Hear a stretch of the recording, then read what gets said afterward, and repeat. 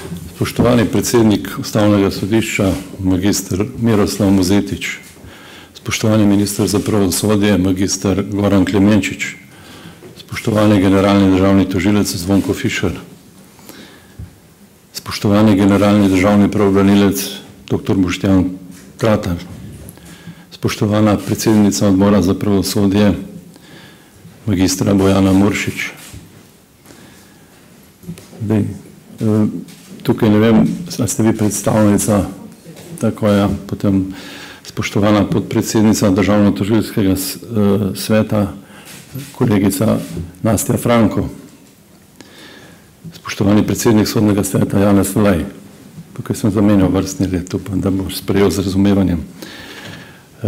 Spoštovani predsednik Odvetniške zbornice, gospod Roman Završek, spoštovana predsednica Notarske zbornice, gospa Marjana Tičar-Bešter, spoštovana predsednica Slovenskega sodniškega društva, kolegica Jana Roblek, spoštovane dobitnice in dobitniki priznanj, spoštovane kolegice in kolegi, spoštovani gostje. Današnja svečanost, na kateri se spominjamo pomembnega odločnega koraka samostojnosti slovenskega pravosodnega sistema, nas navdaja s ponosom. Prijetni dogodki, kot je današnji, so namenjeni praznovanju in tudi ali predvsem izkazovanju spoštovanja dobitnikom in dobitnicam in dobitnikom priznanj ter njihovemu delu.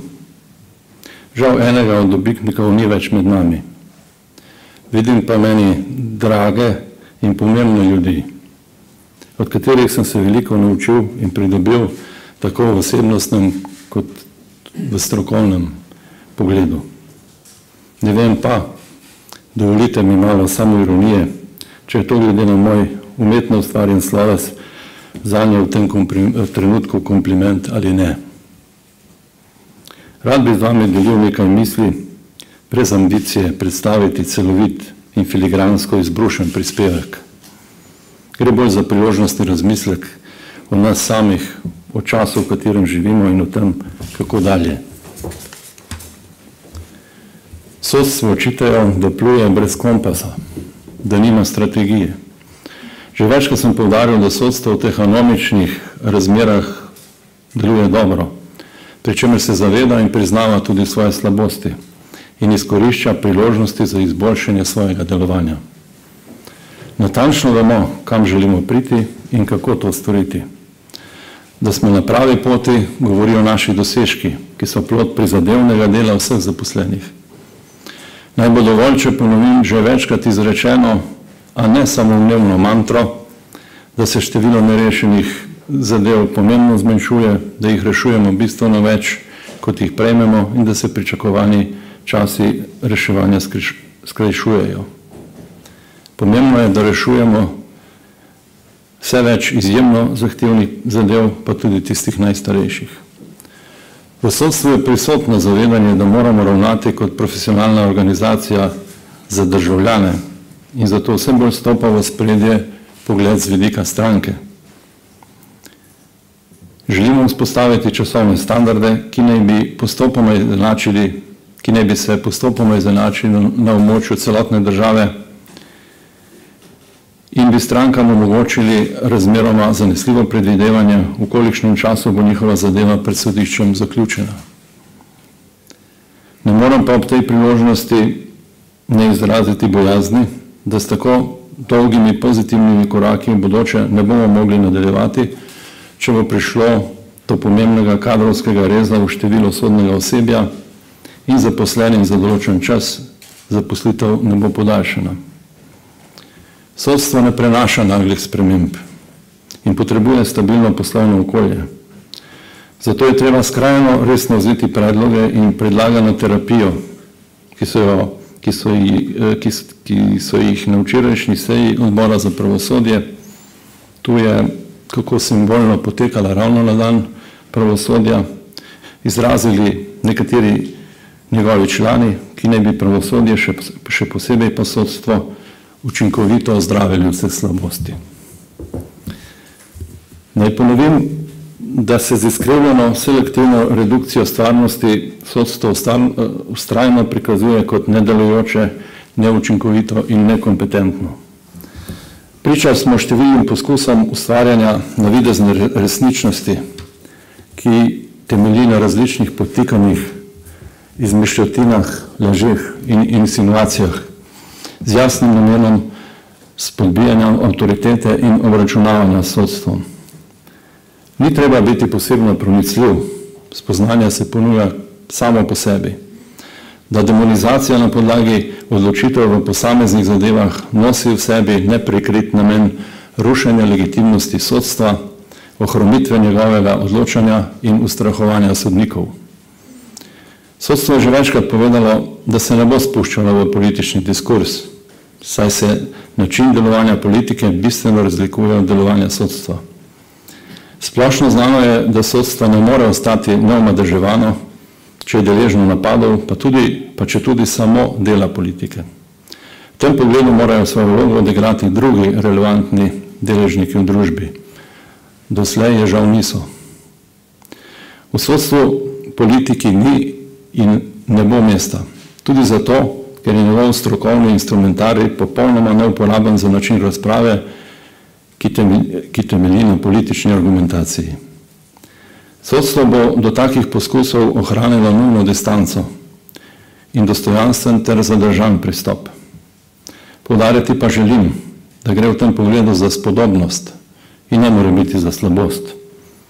Pa tudi to, da sta malodušje in prestrašenost iz sodstva nepovratno odšla. Spoštovani, v javnosti je slišati teze, da sodišča odločajo formalistično, saj da prava ne uporabljajo ustvarjalno, razlagalno in socialno čuječe. Na drugi strani pa se vrstijo očitki o samovoljnosti, sodniškem aktivizmu, pristranskosti in političnosti sodnikov. Sodniki naj bi masovno kršili človekove pravice, podlaga za take trditve pa je neka metodološko in vsebinsko sporna raziskava, katere dosedanji izsledki ne presegajo naštevanja golih statističnih podatkov. Pravna država naj bi celo mutirala v sodno, pravijo nekateri. Sodniki smo dojemljivi za kritiko našega dela, če ta temelji na dejstvih in nam s tem postavlja ogledalo. Taka kritika, ki je nujen korektiv, je zaželena in nujna. Zavračamo pa kritikastrski pristop, ki ne zasleduje izboljšanja delovanja sodstva, ampak se izčrpa že na ravni spodjedanja njegovega ugleda. Zavedamo se, da so v našem delovanju napake in da se jim tudi v bodoče ne bo mogoče popolnoma izogniti. Nanje se odzivamo tako z individualnimi, predvsem pa sistemskimi ukrepi in zmanjšujemo verjetnost njihove ponovitve. Zavedamo se tudi, da še nismo v zadostni meri izrabili trenda nekoliko zmanjšanega pripada zadev, da bi izdatne zmanjšali število nerešenih zadev. Čakajo nas na zahtevne naloge na področjih izboljšanja kakovosti, spremljanja in poenotenja sodne prakse ter razvoja prava.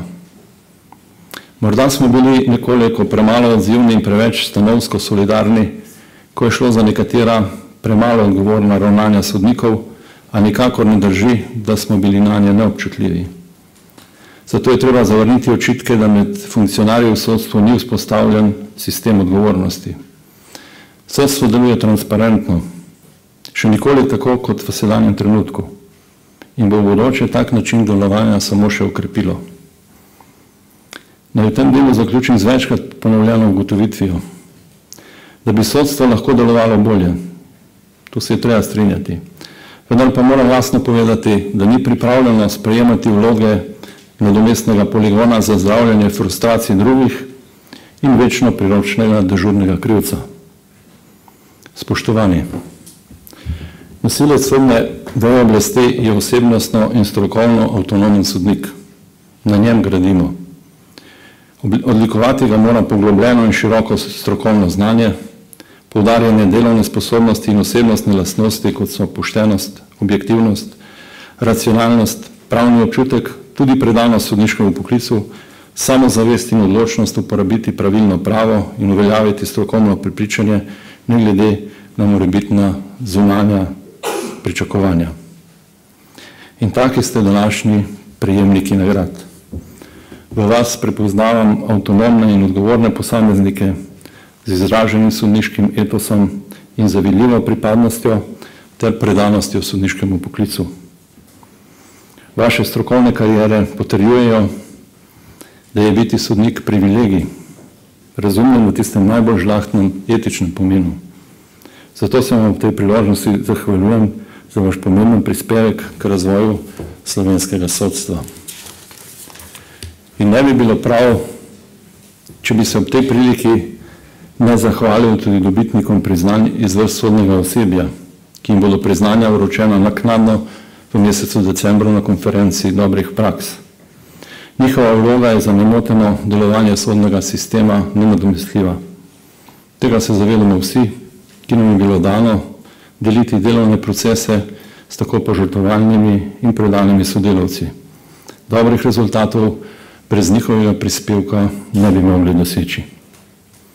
Drage dobitnice in spoštovani dobitniki priznanj, dovolite mi, da se vam na koncu za vaše zgledno delo zahvalim in vam zaželim še veliko uspeha na področjih vašega nadaljnega interesa. Torej, dobre želje veljajo tudi trem kolegicam, ki seveda nadaljujejo skupaj z nami. Ta del je nekako mišljen za kolege in kolegice, ki so se upokojili. Torej, hvala lepa vsem in srečno.